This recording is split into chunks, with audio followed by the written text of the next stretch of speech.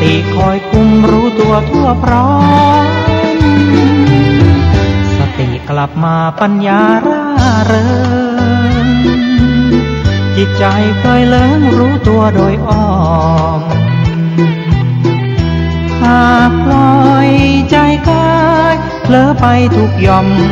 หัวใจก็ย่อมฟุ้งซ่านให้มานเข้าคุม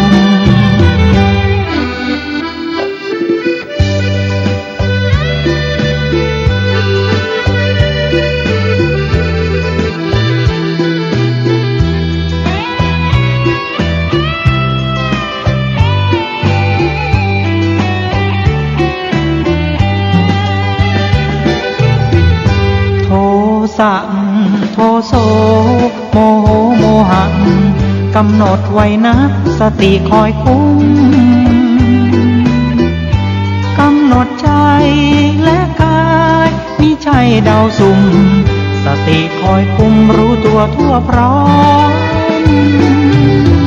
สติกลับมาปัญญาร่าเริงจิตใจเคยเลิ้งรู้ตัวโดยอ้อมหากปล่อยใจกายเผลอไปทุกย่อมหัวใจก็ย่อมฟุ้งซ่านให้มานเข้าคุม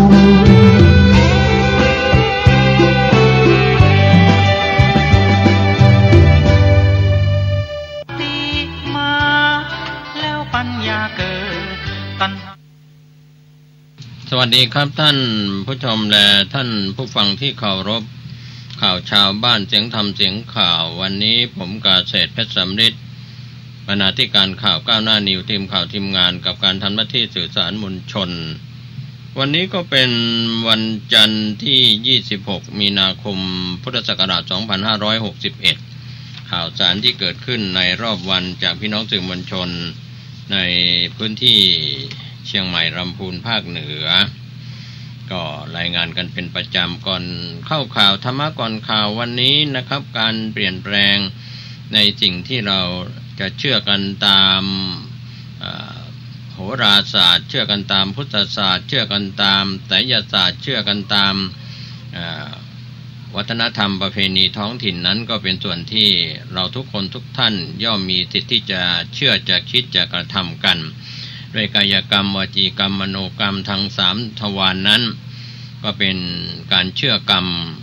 ที่เกิดขึ้นจากการทำดีก็เป็นกุศลกรรมถ้าเป็นการทำความชั่วก็เป็นอกุศลกรรมการจะเชื่อฤกษ์เชื่อยามเชื่ออะไรต่างๆนั้นก็ถือว่าเป็นความพึงพอใจของมนุษยชาติซึ่งเรื่องของพรหมชาติเรื่องของโหราศาสตร์เรื่องของไสยศาสตร์เรื่องของสิ่งต่างๆซึ่งเป็นเดรัจฉานวิชาก็ตามเป็นพุทธศาสตร์เป็นคำสอนในทางพุทธศาสนาก็ตามผสมผสานกันอยู่ในโลกใบนี้ก็เรียกว่าพราหมณ์กับพุทธนั้นอยู่ด้วยกันหรือในต่างศาสนาก็มีความเชื่อที่นับถือกันมีพระเจ้ามีพหุเทวนิยมอย่างไรก็ตามนะครับความจริงที่ปรากฏก็เป็นเครื่องพิสูจน์ได้ไม่ว่าจะเป็นวิทยาศาสตร์หรือพุทธศาสตร์ก็ตามเราก็สามารถพิสูจน์ได้ด้วยตาเนื้อพิสูจน์ได้ด้วยการปฏิบัติญาณที่เราไปอย่างรู้ในวิปัสสนากรรมฐานก็ดีสมถกรรมฐานก็ตามสิ่งเหล่านี้เป็นความเชื่อโดยหลงงมงายขาดปัญญาเชื่อโดยไม่หลงงมงายมีปัญญาในพุทธปัญญาหรือในส่วนของวิชาการต่างๆก็การไตร่ตรองพิจารณานั้นนะครับเป็นสิ่งสำคัญเมื่อเรายอมรับแสดงตนเป็นพุทธมามกะพุทธังสรณังคัจฉามิข้าพเจ้าขอถึงพระพุทธเจ้าเป็นที่พึ่งที่ระลึกธัมมังสรณังคัจฉามิข้าพเจ้าขอถึงพระธรรมเป็นที่พึ่งที่ระลึกสังฆังสรณังคัจฉามิข้าพเจ้าขอถึงพระสงฆ์เป็นที่พึ่งที่ระลึกเป็นพุทธมามกะสำหรับพี่น้องอุบาสกบาติกาแล้วก็ไม่เชื่อมงคลตื่นข่าวไม่เชื่อเรื่องนอกรีดนอกรอยพุทธศาสนานะครับเชื่อในกรรมและผลของกรรมเชื่อว่าโลกนี้มีจริงโลกหน้ามีจริงคุณพ่อคุณแม่มีจริงคนที่ทำดีมีความสุขความเจริญคนที่มีทำความชั่วมีความทุกข์ความเดือดร้อนนะครับตามหลักคำสอนในพระไตรปิฎก อรรถกถาดีกา 84,000 พระธรรมขันธ์เป็นรวบรวมพระไตรปิฎกเหล่านั้นเหลือศีลเหลือสมาธิเหลือปัญญาเมื่อเข้ากรอบของศีลสมาธิปัญญาก็จะเป็นทางแห่งการหลุดพ้นตามคำสอนที่พระพุทธองค์ทรงแสวงหาโมกขธรรมสร้างพุทธบารมี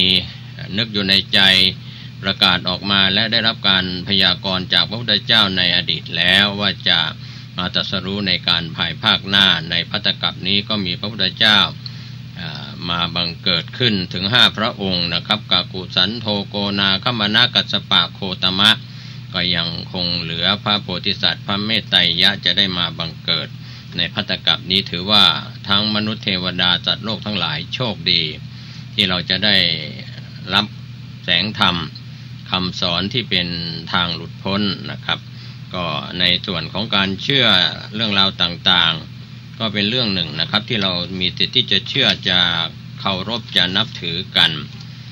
ก่อนเข้าข่าววันนี้ก็มีข่าวเพื่อการประชาสัมพันธ์เข้ามานะครับที่ทางทีมข่าวเราได้รับรายงาน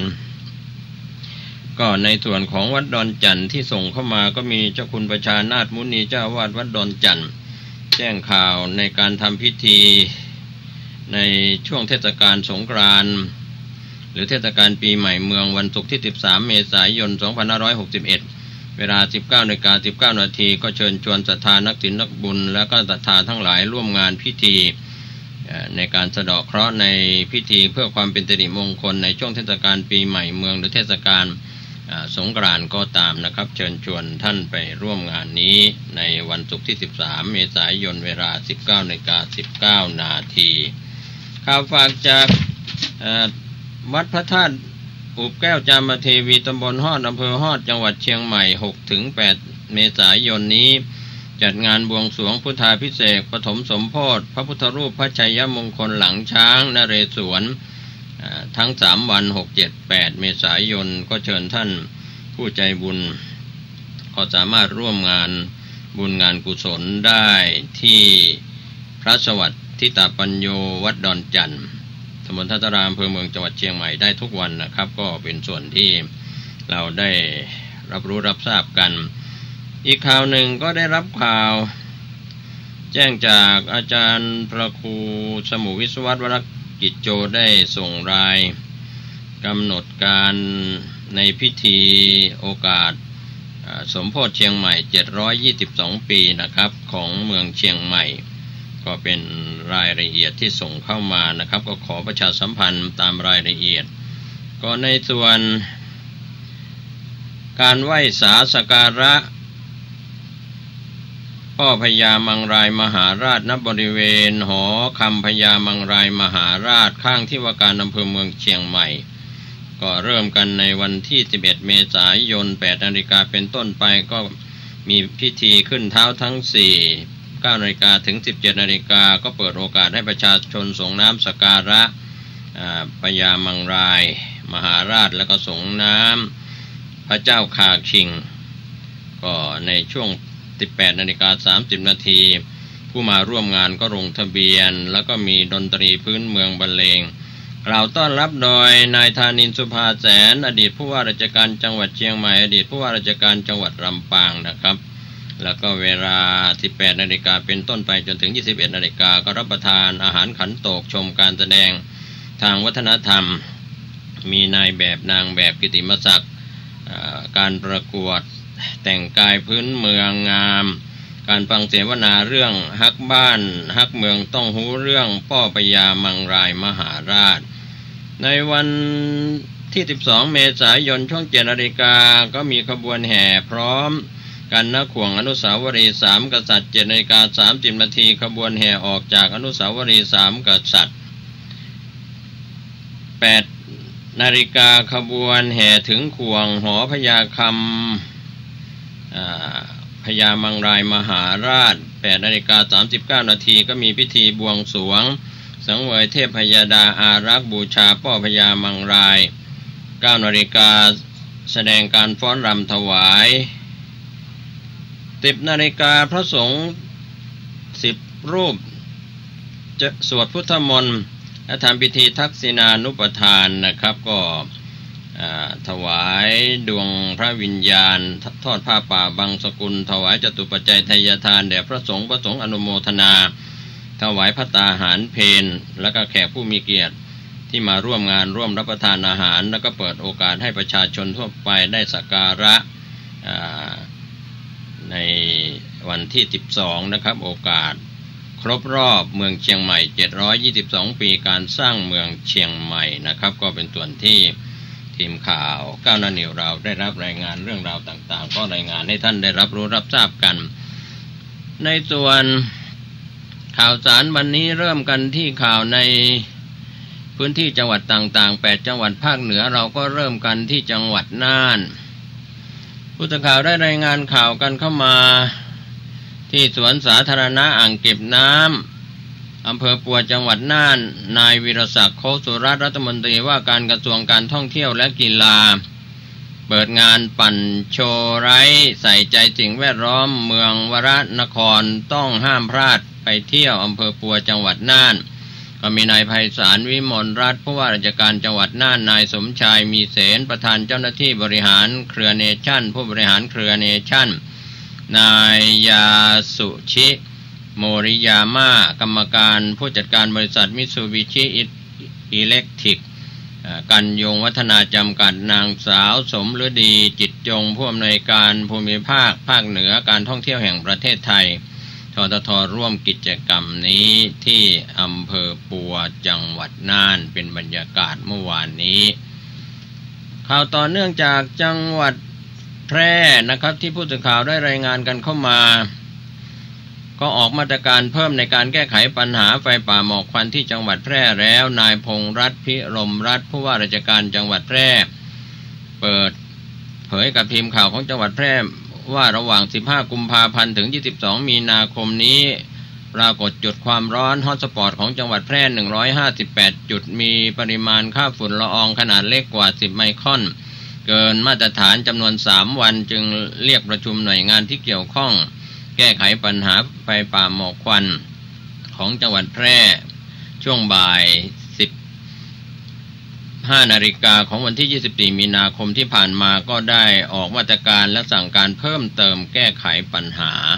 ไฟป่าหมอกควันของจังหวัดแพร่แล้วนะครับก็เสียวๆกันหลายจังหวัดนะครับที่เกินค่ามาตรฐานส่วนจังหวัดเชียงใหม่ประกาศปิดป่าแบบมีเงื่อนไข7วันคิกออฟ25มีนาคมเมื่อวานนี้นะครับนายประวินชำนิประสาทผู้ว่าราชการจังหวัดเชียงใหม่กล่าวถึงช่วงสัปดาห์ที่ผ่านมาจังหวัดเชียงใหม่ประสบปัญหาหมอกควันไฟป่าอย่างหนักค่า PM10 มีแนวโน้มสูงขึ้นเรื่อยๆจากการลักลอบเผาของบุคคลบางกลุ่มก็ได้รับผลกระทบจากกระแสลมทางทิศตะวันตกเฉียงใต้พัดพาหมอกควันอันเกิดจากจุดความร้อนในประเทศเพื่อนบ้านและก็จังหวัดใกล้เคียงมาปกคลุมในพื้นที่จังหวัดเชียงใหม่ก็เป็นปัญหาเรื่องของหมอกควันไฟป่าส่งผลกระทบอย่างรุนแรงต่อพี่น้องประชาชนในพื้นที่เชียงใหม่ทางศูนย์อำนวยการสั่งการแก้ไขปัญหาหมอกควันไฟป่าจังหวัดเชียงใหม่หน่วยงานที่เกี่ยวข้องผู้แทนจาก25อำเภอของเชียงใหม่ก็ประชุมผ่านวิดีโอคอนเฟอเรนซ์จากผู้ว่าราชการจังหวัดเชียงใหม่กำหนดมาตรการ ขออภัยครับกำหนดมาตรการใหม่ 25-31 มีนาคมนี้มีเงื่อนไขบุคคลใดมีความประสงค์เข้าไปในพื้นป่าในพื้นที่ที่เป็นป่าให้มาลงทะเบียนขออนุญาตต่อนายอำเภอในฐานะผู้อำนวยการหรือผู้ที่นายอำเภอมอบหมายให้แจ้งและกำหนดเส้นทางเข้าออกแสดงเหตุผลนำบัตรประชาชนมาแสดงต่อผู้อนุญาตและให้ถ่ายรูปไว้เป็นหลักฐานผู้ที่ได้รับอนุญาตห้ามนำอุปกรณ์ก่อให้เกิดไฟทุกชนิดเข้าป่ามาตรการหรือรายละเอียดกำหนดการให้นายอำเภอสามารถกำหนดเพิ่มเติมได้ตามความเหมาะสมของบริบทในพื้นที่อีกทั้งให้คุมเข้มและดำเนินการตามกฎหมายอย่างเข้มงวดจริงจังโดยผู้ว่าราชการจังหวัดเชียงใหม่กำชับให้หน่วยงานระดับอำเภอรัฐวิสาหกิจองค์กรปกครองส่วนท้องถิ่นทุกหน่วยงานปฏิบัติเป็นตัวอย่างที่ดีอย่างเข้มงวดนะครับบัวหายล้อมข้อกันทุกปีนะครับเรื่องของไฟป่าหมอกควันในพื้นที่ 8-9 จังหวัดภาคเหนือตอนบน เมื่อวานนี้นายสืบศักดิ์เอี่ยมวิจารณ์ผู้ว่าราชการจังหวัดแม่ฮ่องสอนนำทีมคณะแพทย์จากโรงพยาบาลศรีสังวาลและคณะกรรมการเหล่ากาชาดจังหวัดแม่ฮ่องสอนเดินทางผ่านจุดผ่อนปรนการค้าห้วยต้นนุ่นอำเภอขุนยวมจังหวัดแม่ฮ่องสอนเพื่อร่วมโครงการหน่วยแพทย์เคลื่อนที่สถานเอกอัครราชทูตณกรุงย่างกุ้งร่วมกับโรงพยาบาลราชวิถีและมูลนิธิหูคอจมูกชนบทจัดขึ้นระหว่างวันที่26ถึง30มีนาคม2561นี้ที่โรงพยาบาลกลางเมืองลอยก่อรัฐขยาสาธารณรัฐแห่งสหภาพเมียนมาเพื่อให้บริการตรวจรักษาโรคคอหูจมูกแก่ชาวเมียนมาก็เป็นการลดความพิการด้านการได้ยินและหูหนวกจากโรคหูตลอดจนเชื่อมความสัมพันธ์อันดีระหว่างประเทศไทยกับประเทศเมียนมาเป็นบ้านพี่เมืองน้องกันนะครับก็เป็นส่วนที่ผู้สื่อข่าวได้รายงานข่าวกันเข้ามาส่วนจังหวัดพะเยาโมเดลแห่งแรกในประเทศไทยใช้นวัตกรรมระบบบำบัดน้ำเสียพลังจากแสงอาทิตย์ได้อาศัยพลังงานจากแสงอาทิตย์นะครับเทศบาลตำบลแม่กาก็ร่วมกับมหาวิทยาลัยเทคโนโลยีพระจอมเกล้าพระนครเหนือทำการกำจัดน้ำเสียในเขตตำบลแม่กาอำเภอเมืองพะเยาจังหวัดพะเยาใช้ระบบบำบัดคุณภาพน้ำเสียจากพลังงานแสงอาทิตย์เป็นแห่งแรกของประเทศไทยนำเอานวัตกรรมที่ทันสมัยเข้ามาทำการบำบัดน้ำเสียให้เป็นน้ำดีไหลเวียนเข้าสู่ระบบนิเวศและสิ่งแวดล้อมควบคู่กันไปไม่สร้างปัญหาต่อสิ่งแวดล้อมถือว่าเป็นพะเยาโมเดลต้นแบบของประเทศให้กับท้องถิ่นอื่นๆเข้ามาศึกษาดูงานระบบบำบัดน้ำเสียที่พะเยาก็มีนายประพันธ์เทียนวิหารนายกเทศมนตรีตำบลแม่กาอำเภอเมืองพะเยาจังหวัดพะเยาร่วมกับมหาวิทยาลัยนะครับก็มีหอพักจำนวน300ถึง400หอแต่ละหอพักจะมีน้ำเสียไหลลง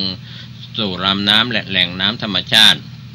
โดยลำห้วยแม่กาจะไหลลงสู่ลำน้ำแม่ตำและไหลลงสู่กวานพะเยาก่อนหน้านั้นทางเทศบาลตำบลแม่กาก็ได้แก้ไขปัญหาใช้ EM บอลรวมถึงการมีส่วนร่วมของชาวบ้านปัจจุบันนั้นทางเทศบาลได้รับงบประมาณจากกระทรวงทรัพยากรธรรมชาติและสิ่งแวดล้อมดำเนินการในเรื่องของการบำบัดน้ำเสียทางมหาวิทยาลัยเทคโนโลยีพระจอมเกล้าพระนครเหนือก็นำเอาเทคโนโลยีที่ทันสมัยเข้ามาสนับสนุนเพื่อบำบัดน้ำเสียก่อนไหลลงสู่กว้านพะเยาโดยทางด้านผู้ช่วยศาสตราจารย์ระพีพันธ์แดงตันกีรองผู้อำนวยการสำนักวิจัยวิทยาศาสตร์และเทคโนโลยีมหาวิทยาลัยเทคโนโลยีพระจอมเกล้าพระนครเหนือกล่าวตอนหนึ่งกับผู้สื่อข่าวของพะเยาว่ามหาวิทยาลัยร่วมกับจังหวัดพะเยาโดยสำนักงานทรัพยากรธรรมชาติและสิ่งแวดล้อมพะเยาแก้ไขปัญหาเรื่องของน้ำเน่าเสียจากแหล่งชุมชนโดยการนำเอานวัตกรรมบำบัดน้ำเสียมาดำเนินการติดตั้งในพื้นที่บริเวณลำห้วยแม่กาเพื่อทำการบำบัดน้ำเสียก่อนที่จะไหลลงสู่กว้านพะเยาระบบนี้ถือว่าเป็นระบบบำบัดแห่งแรกในประเทศไทยที่จังหวัดพะเยาก็ใช้สารร่วมกับสารตกตะกอนที่เป็นนวัตกรรมแห่งเดียวที่เป็นต้นแบบให้กับท้องถิ่นทั้งประเทศมาศึกษารูปแบบกันต่อไปก็ไปดูตัวอย่างไปดูงานกันก็แล้วกันนะครับที่จังหวัดพะเยาส่วนจังหวัดน่านเรื่องของน่านเกมผลการแข่งขัน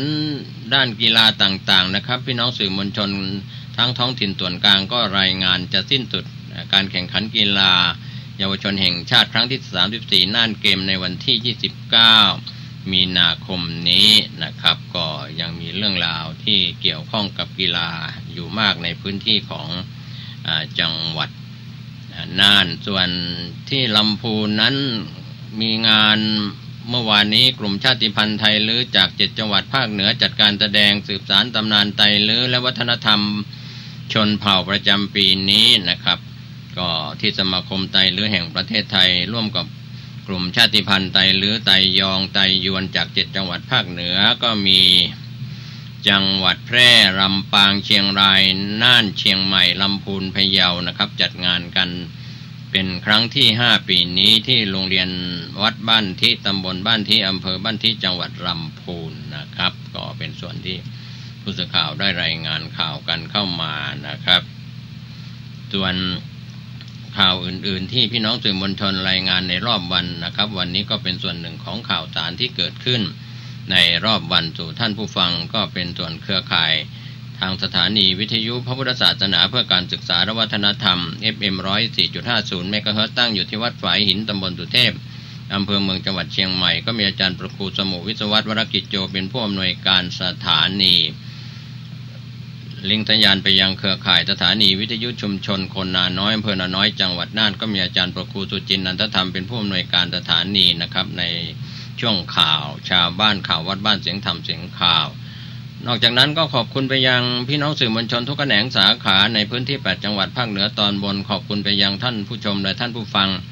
แล้วก็ในขอบคุณไปยังเครือข่ายไลฟ์บล็อกของอาจารย์ดร.อาร์ตคณะวิศวกรรมมช.ไลน์สด Facebook ไลฟ์ YouTube เว็บไซต์ต่างๆด้วยความขอบคุณกับข่าวชาวบ้านวันนี้ขอทุกคนทุกท่านได้ปฏิบัติภารกิจสุขกายสุขใจวันนี้และวันหน้าโดยทั่วหน้ากันสวัสดีครับ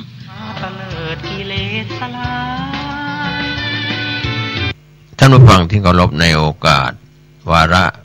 ของการนำธรรมะเป็นทาน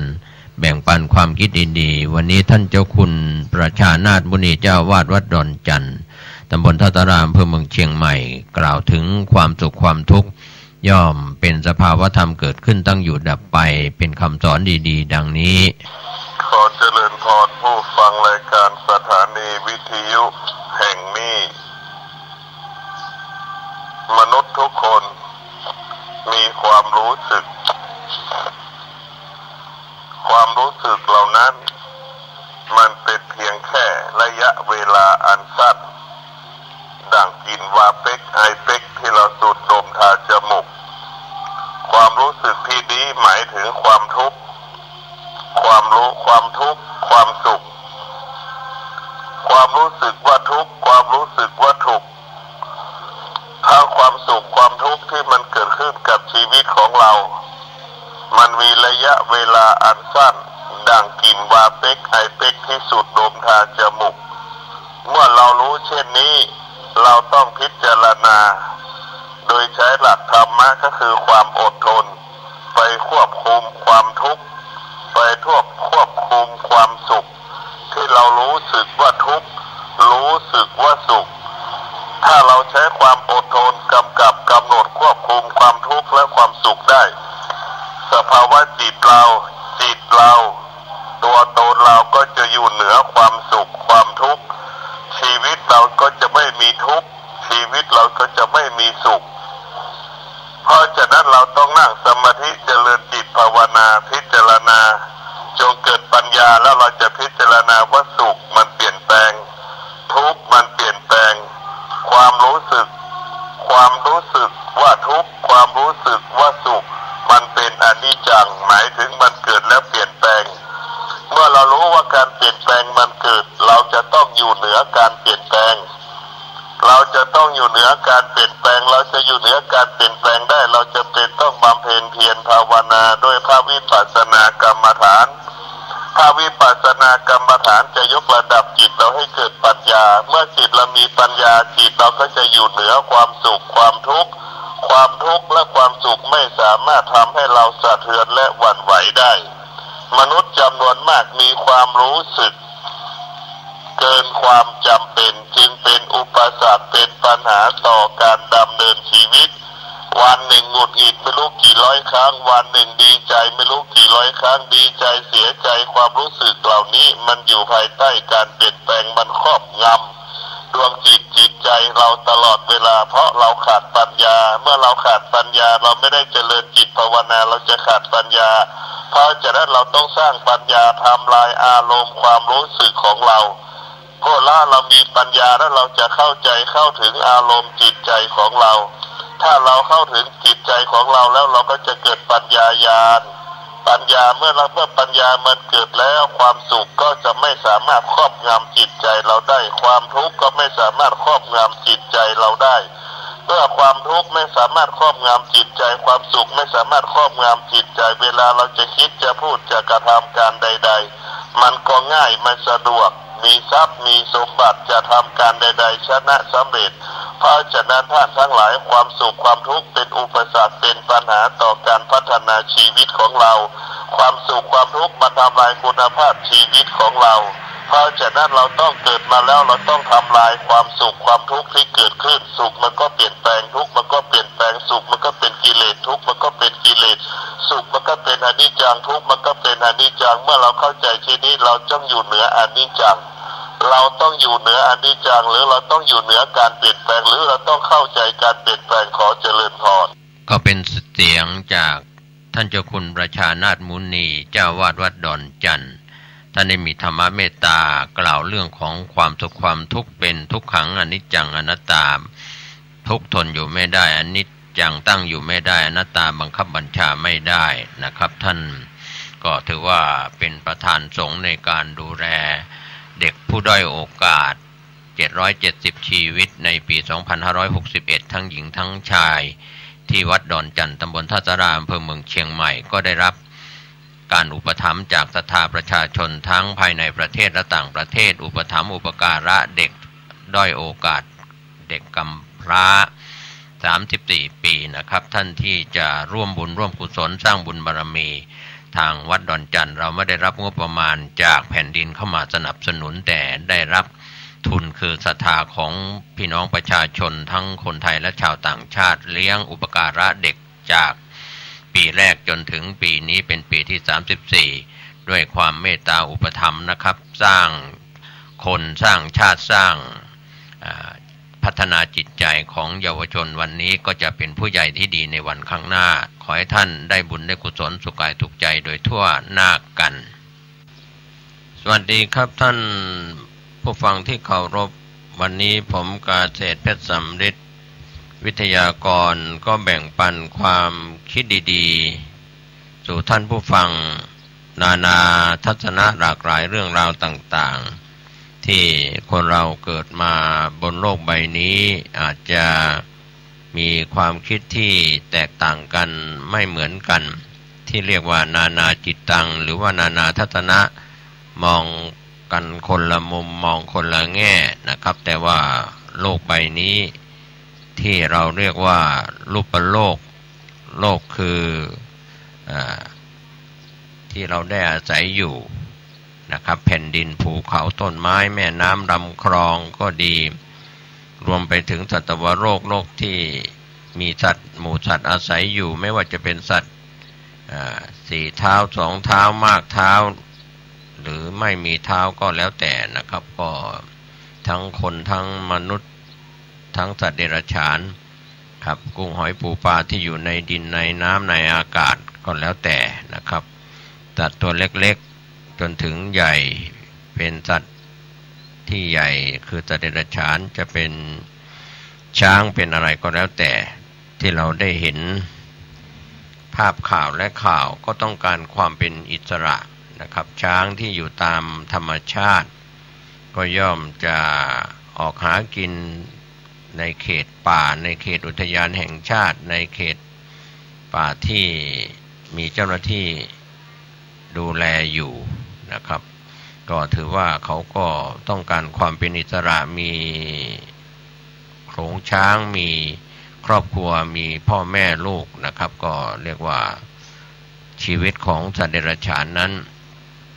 ก็มีความเป็นอยู่คล้ายๆกันกับมนุษย์เรานี่แหละครับก็เรื่องของการผสมพันธุ์ในการขยายพืชพันธุ์ของสัตว์ไม่ว่าจะเป็นสัตว์เล็กสัตว์ใหญ่รวมไปถึงมนุษย์เราก็มีการขยายชาติพันธุ์ในชนเผ่าต่างๆไม่ว่าจะเป็นคนไทยหรือชาวต่างชาติชาวดอยชาวพื้นราบก็ตามเรื่องนี้หลายคนก็อาจจะมองข้ามเรื่องของความเป็นอิสระธรรมะอิสระคืออิสระในธรรมที่มีสติควบคุมในส่วนของกายเวทนาจิตธรรมส่วนใหญ่เราก็ขาดสติในการควบคุมไม่ได้ใช้ความพอดีเมื่อ ด้วยข้ออุปมาเหมือนนิ้ว5 นิ้วนะครับศรัทธาเป็นอินทรีย์เป็นภระความเชื่อความเลื่อมใสเชื่อในคุณของพระพุทธเจ้าเชื่อในคุณของพระธรรมเชื่อในคุณของพระสงฆ์เชื่อว่าโลกนี้มีจริงโลกหน้ามีจริงนรกสวรรค์มีจริงเชื่อในกรรมและผลของกรรมเชื่อในส่วนเหล่านี้ก็จะทำให้เราก้าวเข้าไปสู่ความเห็นที่ถูกต้องตามทำนองครองธรรมหลายคนหลงผิดเข้าใจผิดไม่เชื่อก็อาจจะเป็นมิจฉาทิฏฐิเกิดความเห็นที่ผิดพลาด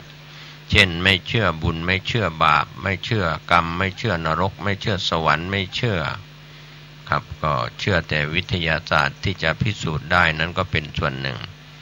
แต่ท่านผู้ฟังนะครับก็อย่าลืมทางวิทยาศาสตร์ก็มีส่วนที่พิสูจน์ได้ที่เป็นรูปธรรมแม้จะขนาดเล็กขนาดไหนกล้องจุลทรรศน์หรือกล้องต่างๆในการเข้าไปขยายไปเห็นนะครับคำสอนเรื่องของรูปที่ละเอียดมีมาในยุคพุทธกาลหรือในยุคต่างๆคู่โลกแล้วนะครับเรื่องของอวินิโพครูปที่แยกจากกันไม่ได้ไม่ว่าจะดูตัวอย่างจากดินน้ำลมไฟธาตุทั้ง4ดังนั้นการเปลี่ยนแปลงเหล่านี้เป็นธรรมชาติที่สอนมนุษย์สอนสัตว์ทั้งหลายเราจะเห็นได้ว่าเกิดเหตุเพศภัยจากน้ำท่วมภัยจากไฟป่าไฟเผาผลาญกันในช่วงฤดูแล้งที่มีการเผาป่าล่าสัตว์อะไรอย่างนี้เป็นต้นก็ถือว่าเป็นการทำลายระบบนิเวศทั้งป่าแล้วก็สัตว์ที่อาศัยอยู่ในป่าอยู่ในรูอยู่ในภูเขาในต้นไม้ในลำห้วยหรืออยู่ในลำคลองแม่น้ำลำคลองอยู่สิ่งที่เป็นมลภาวะลงไปทำลายแม้แต่สารพิษที่ปนเปื้อนยาฆ่าแมลงหรือสารเคมีต่างๆที่ลงไปในแม่น้ำลำคลองกุ้งหอยปูปลาก็ตายนี่แหละคือการทำลายจากน้ำมือของมนุษย์เดิมนั้นเป็นระบบนิเวศวิทยาที่สมบูรณ์บริบูรณ์ความเป็นอิสระก็ไม่ต้องระมัดระวังภัยแม้สัตว์ที่อยู่ในน้ำก็ไม่ตายปัจจุบันเมื่อสารปนเปื้อนในน้ำมากๆขึ้นจากการที่โรงงานอุตสาหกรรมก็ดีปล่อยน้ำทิ้งน้ำเสียเราจะเห็นได้ว่าในตัวเมืองเชียงใหม่ของประเทศไทยที่เราว่ามีคลองแม่ข่าเรายึดถือเรานับถือว่าเป็นคลองเป็นชัยมงคลแต่ว่าหลาย10 ปีที่ผ่านมาเป็นคลองที่เน่าที่เหม็นที่ไม่สะอาดเมื่อมีการเน่าเหม็นไม่สะอาดก็พยายามที่จะปรับให้คลองแม่ข่ากลับมาเป็นความเป็นอิสระในการที่จะได้น้ำดีไร่น้ำเสียก็ยังไม่ค่อยประสบความสำเร็จเพราะว่าพี่น้องประชาชนที่อยู่2 ฝั่งคลองแม่ข่าของตัวเมืองเชียงใหม่นี่เป็นการยกตัวอย่างว่าพยายามจะแก้ไขแม้จะพยายามน้ำดีเข้ามาไร่น้ำเสียจากน้ำฝนตกก็ดีคลองชลประทานก็ตามเข้ามาไร่ก็ไม่ประสบความสำเร็จเพราะว่าไม่ได้รับความร่วมมือจากผู้อยู่อาศัยของพี่น้องประชาชนที่อยู่2 ฝั่งคลองแม่ข่าทิ้งของเสียน้ำเน่าเสียของที่เป็นปฏิกูลขยะมูลฝอยอะไรต่างๆเจ็บเหนือขึ้น10 คำอาจจะได้ออกรายการเกี่ยวกับธรรมะคำสั่งสอนขององค์สมเด็จพระสัมมาสัมพุทธเจ้าเมื่อตะวานี้ก็เป็นมีงานติวัดมีงานสืบจตาแล้วก็มีการยกชัดไว้ที่เสียรพระพุทธเจ้าอันนี้ก็เรื่องเนี้ยเรื่องการสืบจตาเนี่ยตะวานี่ก็มีคนมากมายเหมือนกันเตมาร่วม มาร่วมลงทานมาร่วมทำบุญเกี่ยวกับนี่แหละเรียกว่าทานอย่างกันเนี่ยอันนี้มานานดูแล้วก็อนุโมทนายินดีกับศรัทธาญาติโยมทั้งหลายที่มาทำบุญทานอันนี้เรื่องทำศาลากลิวิจารสูตรนี้ก็คือเป็นเรียกว่ามันเป็นการที่สืบจัตตาทำให้ชีวิตของเรานั้นมันดีขึ้นมันเจริญขึ้นเนี่ยนะคนเราเนี่ยก็อยากจะให้มีชีวิตดีขึ้นเจริญขึ้นอันนี้แต่ว่ามันจะดีขึ้นหรือเจริญขึ้นนั้นเนี่ยอย่างใดเนี่ยอย่างธรรมเนี่ยศาลากลิวิจารสูตรนั่นก็คือเนี่ยเรื่องเปิ้นจะอธิบายนะเรื่องนิวรณธรรมเนี่ยธรรมอันกันบ่ให้ได้บรรลุความดีเรียกว่านิวรณธรรมเนี่ยอย่างเนี้ยกามฉันทะพอใจรักใครในอารมณ์ที่ชอบใจมีรูปเป็นต้นเรียกกามฉันท์ 2ปองร้ายผู้อื่นเรียกพยาบาท 3ความที่จิตหดหู่เคิมเรียกทินพิทะ 4ฟุ้งซ่านและรำคาญเรียกอุทธัจจะกุจจะ 5ลังเลบางตกลงได้เรียกว่าวิจิกิจฉาเนี่ยในตวานี่ก็หลวงพ่อสกลเพิ่นก็ได้เทศนาธรรมแบบเรียกว่ามันแบบสั้นบอกว่ายาวเท่าใดเนี่ยแต่ว่าในใจความนะในธรรมนะเพิ่นก็จะบอกเรื่องเนี้ยเรื่องตีเนี่ยพูดที่พระพุทธเจ้าเพิ่นได้ไปเทศนาธรรมศาลากลิวิจารสูตรเนี่ยอันนี้มันจะทำให้หายกรรมหายเวรต่างๆเนี่ยนะจะทำให้หายกรรมหายเวรต่างๆเนี่ยถ้าหากว่าเราเนี่ยกำจัดนิวรณธรรมเนี่ยพยายามกำจัดนิวรณธรรมคือธรรมที่มันเป็นเครื่องกั้นเนี่ยกามฉันทะพอใจรักใคร่นะในอารมณ์ที่ชอบใจนะอาจจะเป็นทางตาทางหูทางจมูกทางลิ้นทางกายและทางจิตใจแต่ว่าเราไปชอบในเมื่อไปชอบมันก็บหารความผิดนะแต่ว่าเราจะต้องมีสติพิจารณาว่าอันที่เราชอบนะมันถูกต้องหรือไม่ทางตาทางหูทางจมูกทางลิ้นทางกายและทางจิตใจของเราเนี่ยอันนี้ผู้เจริญสตินะมีสติอยู่ย่อมจะเข้าใจ อันนี้นะย่อมจะเข้าใจเรื่องไอ้นี้เกี่ยวกับความชอบเนี่ยแต่ว่าจะไปให้มันครอบงำจนเลยอำนาจตีจะต้องทำให้เสียหายต่างๆเนี่ยและเมื่อเราชอบแล้วเนี่ยก็เป็นเหตุเนี่ยบางทีก็ทำแต่ว่าทำบุญก็ยังจะเป็นเหตุว่าอาจจะได้รับผลบุญในวันข้างหน้าอยู่ที่เราได้ทำบุญนะแต่ว่าถ้าเราไปทำบาปเนี่ยมันก็จะต้องได้รับผลคือความทุกข์ยากต่างๆเนี่ยเปิ้นว่ามันเนี่ยในธรรมเนี่ยว่าเวทนิยกรรมอันนำตนตัวบุคคลผู้นั้นเข้าสู่อย่างแก้วจึ ชื่อในลับปานบ่อญาติจันและอนันตะทูราอโนนส่วนว่าสลากลิวิจสูตรอันนี้พญาอินตาธิราชตนเป็นใหญ่แก่เทวดาตั้งหลายเรียนเอาแต่สำนักกูตถาคต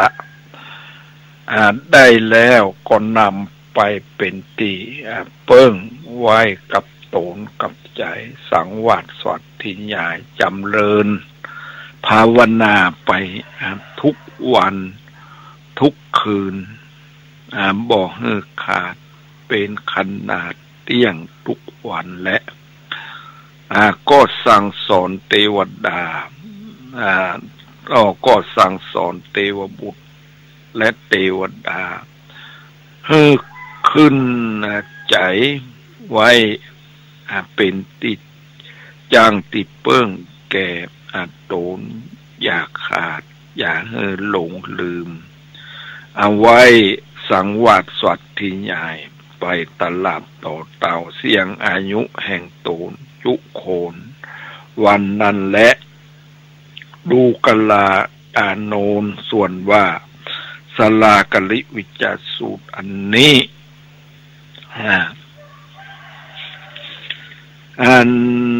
จักได้ชื่อว่าอุทุลาตุทุลาอุทุลาตันดุลามะทุลาปุพลากะละลาดังนี้ชื่อว่าสลากลิวิจสูตรและโกจิปุกกะโลอันว่าปุกกะละผู้ใดก็ดีคือว่าเต้าพญาก็ดีมหากษัตริย์ก็ดีเสนาอามาตย์และราชบริษัททั้งหลายก็ดีสลมสมณพราหมณ์ปกาปกครัวสักค่อยเศรษฐีพัมมณคหบดีผู้ใดผู้หนึ่งก็ดีได้ล่ำเรียนเอาแล้วขึ้นใจไว้ในมโนวิธีจิตมันกุมก็ดีได้สูตรได้กล่าวด้วยปากด้วยใจสังวาสสวัสดิ์ใหญ่ก็ดียังสลากลิวิจสูตรอันนี้โกตะโตวาแต่โคตรแต่นามก็ดีปัตตะโตวาแต่ตัวอักขละก็ดีโสปุกกะโลอันว่าปุกกะละผู้นั้นก็บอกฮอนว่าก็บอกฮอนนะบอกฮอนว่าจักตายด้วยสัตตลิสารตัวเครื่องขาบหยาบจากาขนองมีต้นว่าจังลายมาลายงัวลายควายลายเสือหมีผีป่าลายงูน้อยงูใหญ่จักเข็บแมงป่องหมูหมาลายน้ำลายไฟลายตั้งหลายมวลฝูงนี้สักอันและอนันตดุลาอโนนโสปุกกะโลอันว่าปุกกะละผู้นั้นก็บ่ฮอนจักตายด้วยภัยอันลายสักคาบก็นิสันตภละอานิสงส์อันใดรักษาจำเริญสังวาสสวัสดิ์ญาอย่างสลากลิวิจสูตรนะอันนี้แม่นนอนหลับก็บอกฝันหารอันนิมิตอันร้ายอันกวนพืชจะเปิงกัวสักอันแม่นตื่นจื่นมาก็มีใจอันจื่นบานงามในกาลนานทุกเมื่อและแม่นว่าเทวดาทั้งหลายก็อยู่รักษาอย่างปุกกะละผู้นั้นและอยู่สวดสดีหาเปียธิบทได้และก็ฮอนจักว่าจัก ตายด้วยไม้ค้อนก้อนดินสักคาบและเต้าเว้นไว้แต่กามนี่วิบากอันตนได้กระตามซ้อนไว้บุพจาติหลังเมื่อก่อนอันนี้นะหมายความว่าเรื่องกรรมเนี่ยนะมันก็มาอยู่ที่กรรมเนี่ยคือการกระทำนะของคนเรานะ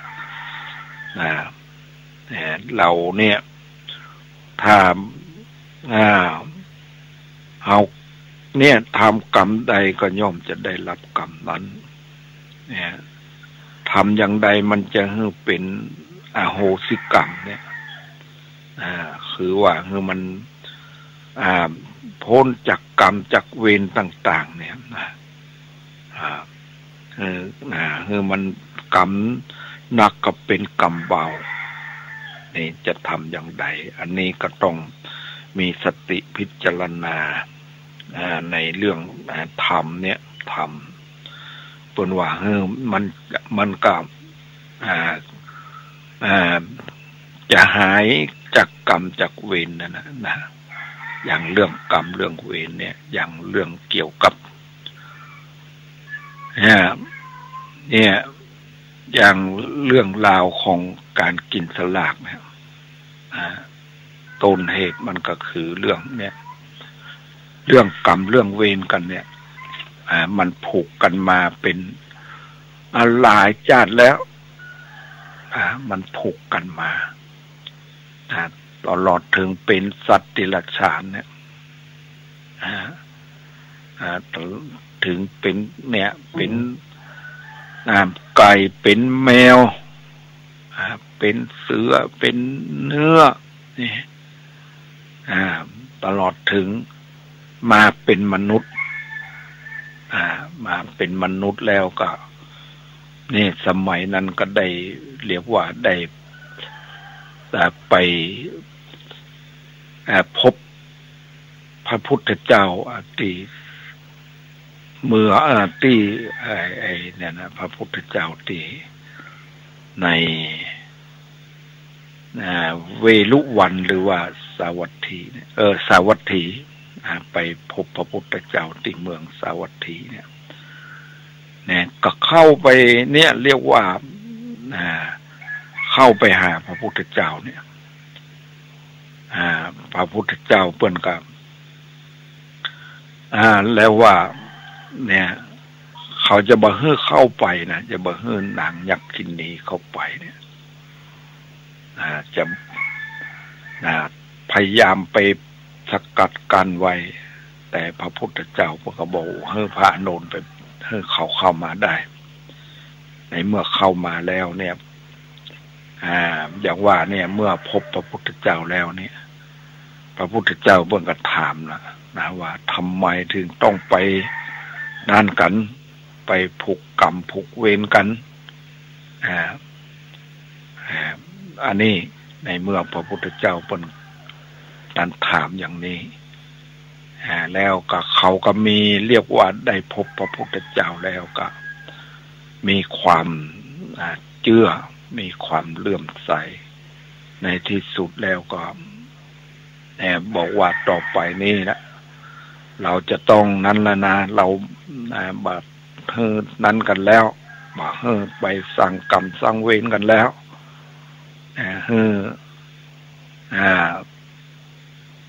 หายจากกรรมจากเวรกันเราก็จะไปทำลายละอ่อนก็บ่ได้แล้วแล้วในที่สุดเขาก็เชื่อฟังแล้วเนี่ยก็เอาละอ่อนเนี่ยเนี่ยนางยักษินีนางยักษินีก็บัดทำลายมีความสงสารในที่สุดก็มีความเนี่ยเมตตาปราณีต่อกันมีความ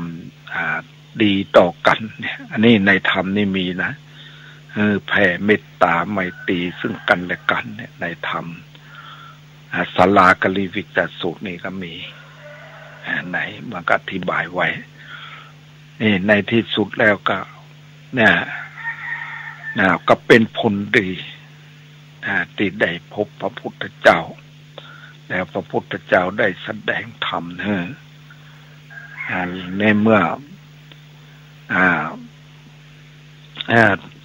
เหมือนจะได้โสดาบันบุคคลนางยักษินีและแม่ลูกของนั้นเขาจะได้โสดาบันบุคคลบุคคลที่ประเสริฐแล้วมาไปในอบายภูมิแล้วตั้งตนอยู่ในทางที่ดีที่งามในที่สุดกับเนี่ยแกก็ยังมีวิชาความรู้เรื่องอุตุวิทยาเนี่ยคือเรื่องเนี่ยปีนี้จะทำนาตีลุ่มตีดอนจะดีหรือบ่ดีจะทำนาตีดอนดีจะทำนาตีลุ่มตีเนี่ยถ้าทำนาปีนี้ฟ้าฝนจะดีบ่ดีเนี่ยแกก็รู้เรียกว่าแกรู้อุตุวิทยาในที่สุดแล้วก็เนี่ย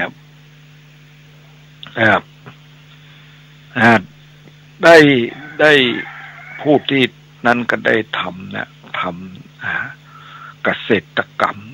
พืชผลต่างๆเนี่ยได้ทำแล้วก็ได้ผลดีนะได้ผลดีในเมื่อได้ผลละหมากหลากไม้มาแล้วก็เอามาสมนากุลกับนางยักษินีและนางยักษินีก็มีความว่าโอ้เราจะเอานี่ไปนั้นเอาไปอย่างใดดีจะเอาไปจะให้เป็นประโยชน์นะก็ว่าเราต้องเอาไปให้พระภิกษุสงฆ์ผู้ศึกษาพระพุทธศาสนาผู้ปฏิบัติตามคำสั่งสอนขององค์สมเด็จพระสัมมาสัมพุทธเจ้าเนี่ยก็เอาไปเนี่ยและเมื่อเอาไปแล้วมันมีส่วนน้อยส่วนใหญ่บัดเต้ากันที่จะเอาไปนั้นก็ว่าต้องมีการจับสลากมีการจับสลากไผได้น้อยก็เอาน้อยไผได้มากก็เอามากตามแต่จุกไผจุกมันอันนี้เรื่องเนี่ยเรื่องมีการที่ได้พบพระพุทธเจ้าได้ฟังธรรมคำสั่งสอนของพระพุทธเจ้าและได้ปฏิบัติตามคำสั่งสอนของพระพุทธเจ้าเนี่ยเวรต่างๆมันกำลังงับด้วยการที่บัดจองเวรเวรจะระงับด้วยการจองเวรกหาบันไดอันนี้เป็นว่าเป็นของเก่ามันมีมาตั้งแต่ในแต่หลายแล้วแต่ปัจจุบันนี้ก็ก็เอาใจได้อยู่ถ้าว่าเรานั้นเข้าใจเรื่องกรรมเรื่องเวรเนี่ยมันก็จะเป็นอโหสิกรรมแล้วก็จะทำให้ชีวิตของเรานั้นดีขึ้นดีขึ้นคือว่าอันนี้ด้วยอาการที่เราเนี่ยเอาคำสั่งสอนขององค์สมเด็จพระสัมมาสัมพุทธเจ้ามาใจเนี่ยเรื่องนิวรณธรรมเนี่ยจะต้องเนี่ยว่าจะต้องคมเรียกว่าต้องเนี่ยสะกดไว้เนี่ยต้องคมไว้สะกดไว้เมื่อสะกดไว้แล้วเนี่ยเขาก็จะต้องออกจากมันเมื่อมันสะกดมันแล้วเนี่ยก็เหมือนเราเนี่ยไปปะอสรพิษนะอย่างไปปะหัวงูก็ดีนะไปปะจะเข็บแมงป่องก็ดีเราก็ต้องนั้นน่ะพยายามนั้นมันไว้ก่อนกดมันไว้อย่ามาให้มันทำอันตรายเนี่ยแล้วเมื่อกดมันไว้แล้วเราก็ต้องหนีออกไป หนีออกไปอย่างเนี้ยแล้วก็ในเมื่อหนีออกไปแล้วก็หันว่าโอ้ทางนี้แหละถูกต้องแล้วเนี่ยก็คือหนทางที่เนี่ยเป็นว่ามักมีองค์แปดนี่นะสัมมาทิฏฐิเห็นชอบสัมมาสังกัปปะดำริชอบสัมมาวาจาชอบสัมมากัมมันตะการงานชอบสัมมาอาชีวะเลี้ยงชีวิตชอบสัมมาสัตวายามะเพียรชอบสัมมาสติระลึกชอบสัมมาสมาธิตั้งใจชอบเนี่ยอันนี้ดำเนินตามมรรคมีองค์แปดเนี่ยเอามรรคมีองค์แปดมาเป็นทางดำเนินอันนี้ในธรรมในปกมีอยู่อธิบายไว้อยู่เดี๋ยวว่าต้องสะกดมันไว้ถ้าเมื่อสะกดมันไว้แล้วก็ต้องออกจากสิ่งที่บดีต่างๆเราต้องระงับสิ่งที่ระงับเมื่อระงับแล้วก็จะต้องพยายามออกนะระงับบ่ได้ระงับไปกดไว้บ่ได้มันยังมีอยู่มันยังไปกดหัวงูก็ดีไปกดเข็มแมงป่องก็ดี แล้วมันจะนั้นเราเมื่อใดก็ได้แต่ว่าเราก็ลองหลีกออกไปอย่างบัดเดียวนี้ก็เรื่องเกี่ยวกับเนี่ยพิษสุนัขบ้าต่างๆเนี่ยเรากับมานักดูแล้วก็เนี่ยเราจะทำอย่างไรแต่ว่าเราได้ไอ้นี่เราได้มีคนเอากระถากระถามาบักคบกระถามาบักเห่ากระถามาบักคบเนี่ยแต่อันนี้มันก็เหมือนกับจะนั้นได้พอที่จะตันได้อยู่อันนี้คือว่ามันเขาจะไปทำลายมันก็บ่ได้นะสัตว์ต่างๆนี่มันบรรลุนะอย่างคนเราเหมือนกันถ้าเราบรรลุเนี่ยแล้วเขามาทำร้ายเราเนี่ยเราก็บอกเขาก็บ่พอใจนะ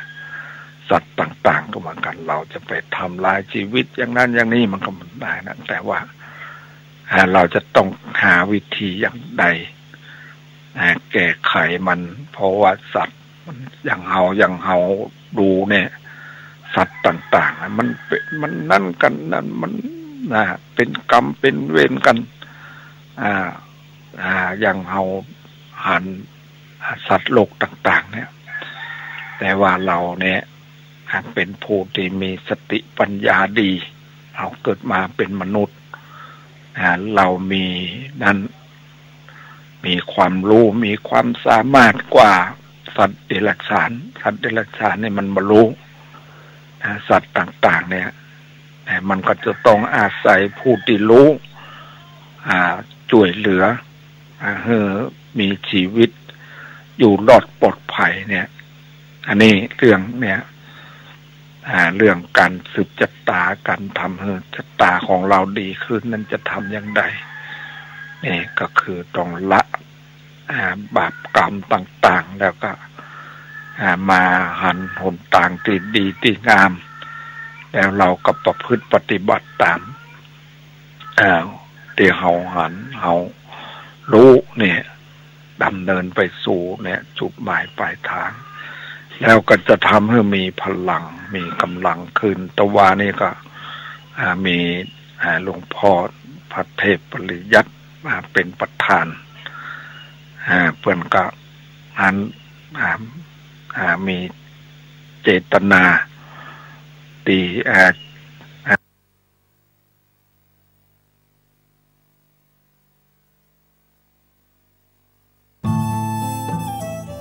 ท่านกำลังติดตามรับฟังสถานีวิทยุกระจายเสียงพระพุทธศาสนาแห่งชาติและสังคมคลื่นเพื่อการศึกษาพระพุทธศาสนาและวัฒนธรรมระบบ FM 104.5 เมกะเฮิรตซ์รายการต่อไปเป็นรายการเสียงธรรมจากวัดศรีโสดา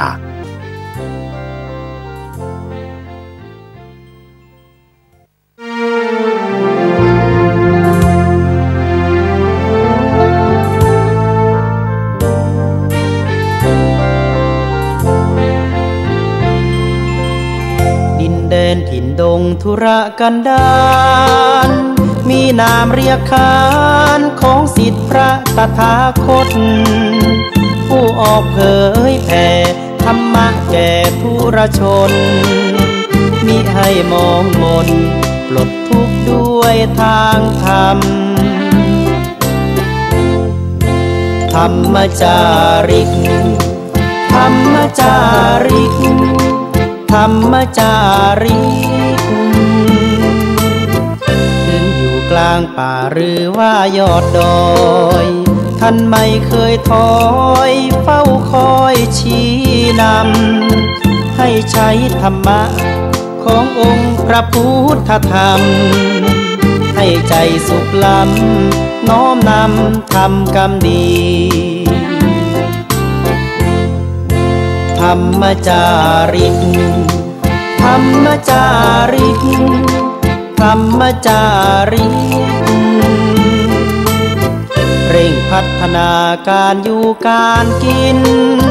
ให้มีชีวิตสุขสันต์เปรมปรีพบแสงสว่างส่องทางสร้างความดี